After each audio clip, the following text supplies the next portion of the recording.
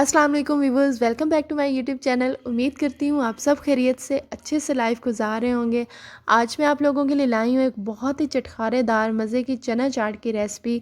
आप इसको चना सैलेड भी कह सकते हैं। और चना चाट अफ्तारी की जान है, हर घर में बन रही होती है और ईद वगैरह पे भी बनाया जाता है इसको। और अगर अचानक से कोई मेहमान आ जाए या आपका दिल चाह रहा हो तो ये बहुत ही झटपट जल्दी से तैयार होने वाली रेसिपी है। तो चलिए चलते हैं रेसिपी की तरफ। इसके लिए सबसे पहले चने चाहिए होंगे। यहाँ पे मैं आप लोगों को एक बहुत अहम पॉइंट बताने जा रही हूँ कि आपने जिस दिन चना चाट बनानी है उस दिन आपने कोशिश करनी है कि उससे एक दिन पहले रात में आप लोग चनों को भिगो के रख दें सिंपल पानी में, और थोड़ा सा मीठा सोडा, चुटकी भर मीठा सोडा और हाफ़ टी स्पून या 1 टीस्पून नमक शामिल करके भिगो के रख दें।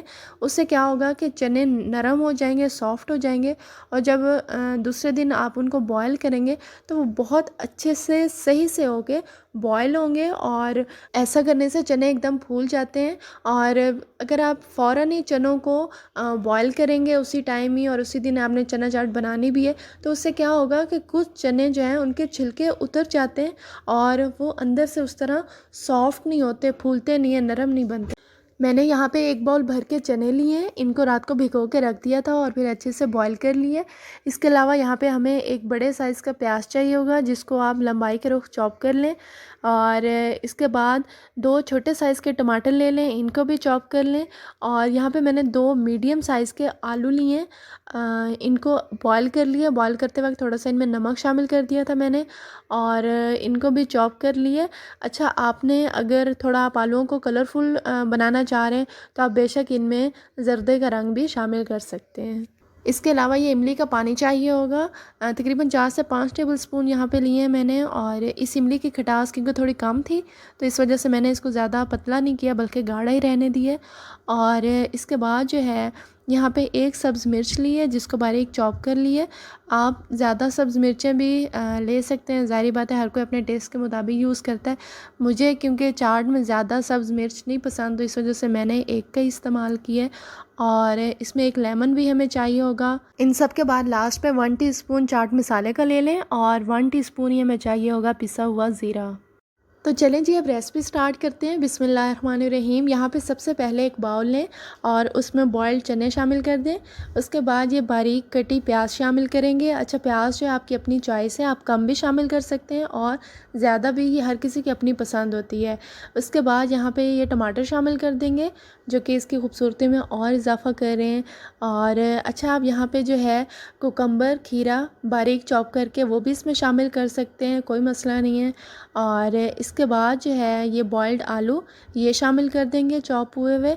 और जैसे मैंने पहले भी बताया, आप इसको मज़ीद कलरफुल बनाने के लिए उबलते हुए आलूओं में ज़र्दे का रंग भी शामिल कर सकते हैं।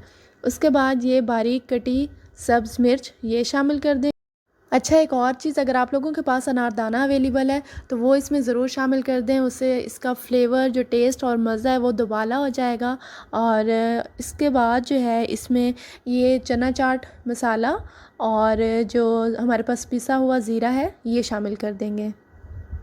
हाँ जी, तो अब बारी है इसमें इमली की चटनी शामिल करने की। यहाँ पे मैं आप लोगों को थोड़ा-सा गाइड करती चलूँ कि कुछ लोग इस चीज़ को बहुत ही मुश्किल बना देते हैं कि इसके लिए गर्म पानी की ज़रूरत है या इसको तवे पे रख के गर्म किया जाए। और भाई, इस तरह की कोई ज़्यादा साइंस लड़ाने की ज़रूरत नहीं है आप लोगों को।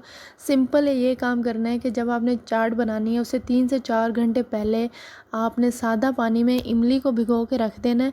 और उसके बाद इसको अच्छे से छान लें और छानने के बाद सीड्स वगैरह भी रिमूव कर दें। और मैंने यहाँ पे सीड्स रिमूव कर दिए हैं। और ये 3 से 4 टेबलस्पून हमारे पास इमली की चटनी आ गई है, ठीक है। अब जो इसमें मैं शामिल करने वाली हूँ ये हाफ़ टी स्पून है पेस्ट।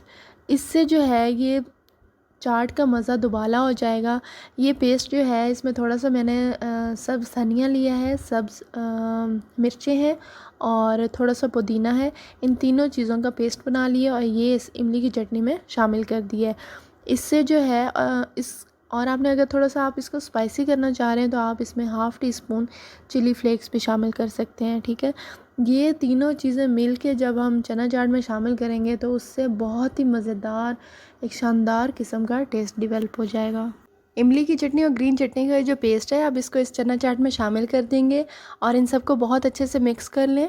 अच्छा, यहाँ पे एक और बात मैं आप लोगों को बता दूं कि अगर ये जो पेस्ट है पुदीना, सब्ज़ धनिया और सब्ज़ मिर्चों का, आप इसको इसमें शामिल नहीं करना चाह रहे चना चाट में, तो कोई मसला नहीं है। आप थोड़ा सा सब्ज़ धनिया लें और थोड़ा सा पुदीना, इनकी बारीक कटिंग कर लें, बारीक चॉप कर लें इनको, और इस तरह भी आप इसको चना चाट में शामिल कर सकते हैं, कोई इशू नहीं है। क्योंकि बाज़ औक़ात इस तरह होता है कि बिज़ी स्केड्यूल होता है या टाइम की शॉर्टेज होती है और आप पेस्ट नहीं बना सकते, तो आप कटिंग करके भी चना चाट में शामिल कर सकते हैं। अच्छा, सॉरी, मुझे एक चीज़ स्किप हो गई है। ये जो सिंपल सॉल्ट है, इस नमक के अलावा मैंने यहाँ पे हाफ़ टी स्पून काला नमक भी शामिल किया है। उससे जो है चना चाट का टेस्ट ज़्यादा मज़ेदार बन जाता है और आप लोग भी इसमें काला नमक का इस्तेमाल ज़रूर करें।